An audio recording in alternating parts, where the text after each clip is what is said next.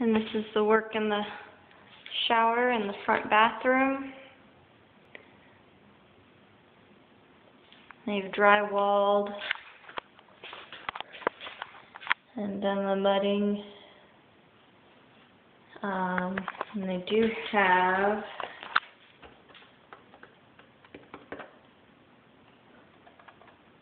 something like sandpaper in there, almost.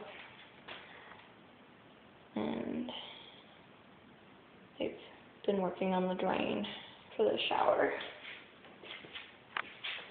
Some of the tile has been taken up, I'm guessing. There's a toilet sitting in the living room. I'm guessing that belongs here.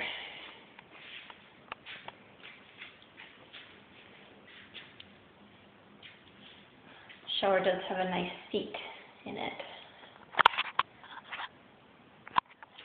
Fixtures would be on this side.